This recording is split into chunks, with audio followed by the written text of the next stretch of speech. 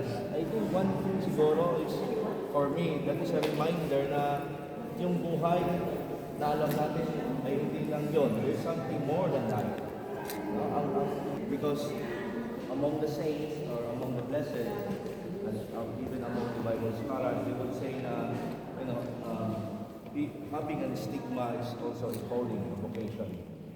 This is totoo lahat na meron ng ganyan. Pangalawa, hindi po lahat siguro sa atin ay kayang ano yung tawag dito, Scary. Yeah. Kasi siyempre, you just imagine, no? You are experiencing that wound of our Lord. A wound na hindi nga siya naghihilom. Ang sinasabi sa mga bishopler na pinatry nilang ino-control, i-check, parang always fresh yung wound. So, you just imagine the pain. Kasi di ba kung masugat tayo, takot na tayo, ang dugo. Pero, again, I think we are so thankful in a way na yung ano pala, na merong mga tao na kaya nilang at tinanggap nila yung bukasyon na yun. Kasi I don't think so siguro kung meron pang 10 dito na willing ding magkaroon ng ganyan. A life of mood, of suffering. Makikita po natin sa ating sarili, pag may konting problema, reklamo tayo sa Panginoon. How much more that kind of wound. Sabi ko nga, si Blessed Emery, siya isa sa mga mystics na binayayaan ng 7 sugat ng ating Panginoon. So hindi lang po isa, kung hindi 7, kung kompleto yung kanyang na-experience na stigma. And we are thankful that she, with all humanity, considering all the pains and suffering that she experienced, she said yes to this. Tinanggap niya na yun ang kanyang parte ng bukasyon, yung kanyang buhay. And secondly, this is also a reminder sa atin na there's more than life. Na sa atin, tayo bilang quote-unquote normal na tao, kumakain everyday, nagtatrabaho, nag-aalaga ng mga apo and so on. Pero minsan kasi isip natin, that is life. But there's more than that through this life of mystics na nakikita natin. Ibig sabihin pala na totoo, ang buhay ay meron ding duwaga, meron divine.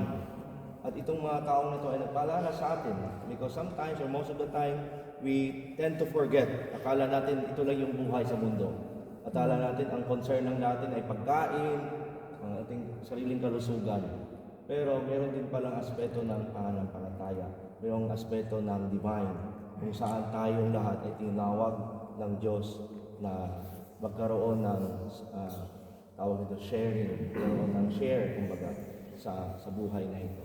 And with that, let us pause for a moment of silence and allow me to say a prayer, asking the intercession of Blessed Catarina Emery. Lord, we praise and we glorify your name. We thank you for this opportunity, for this grace that we are here at the tomb of Blessed Catarina Emery. We thank you also, Lord, for giving her to us as example of our faith, a faith that endures pain and suffering, a faith that does not demand the goodness of life, but a faith that embraces even the pain, the wounds, and the sufferings. And in spite of those pains and sufferings, a kind of faith that finds God in the middle of all these sufferings and pains. And especially we ask the intercession, the prayer of Blessed Catarina, in behalf of our personal and private intentions. In silence, let us say our personal intentions.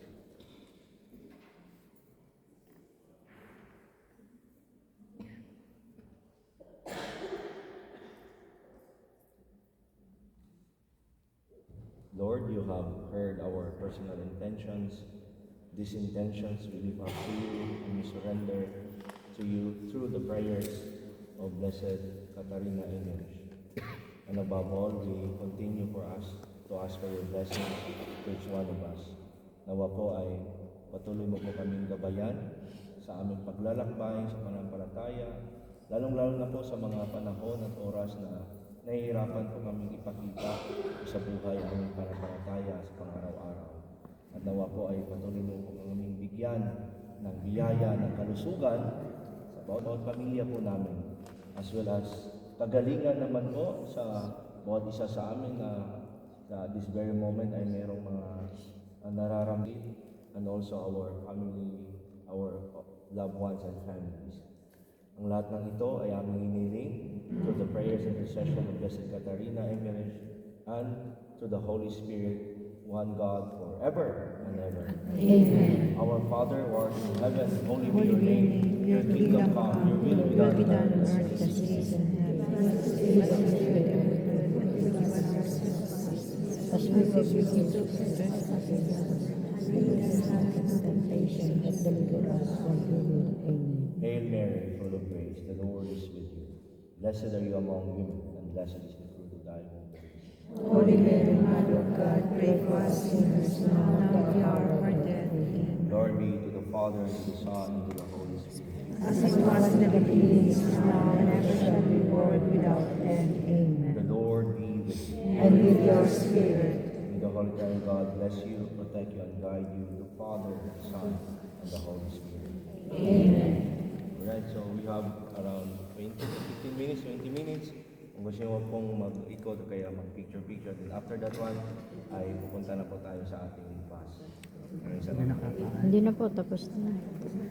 Mag-ikot-ikot, opo. Tsakain na tayo, Father. Diabetes.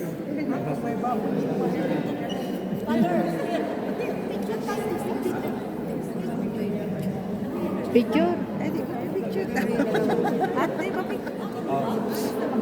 Hindi na po. Picture daw, picture daw, picture. Picture. Kuya. Ate Martin. Go picture, hindi na, skip tayo. Go picture, go picture. Po, ilan na?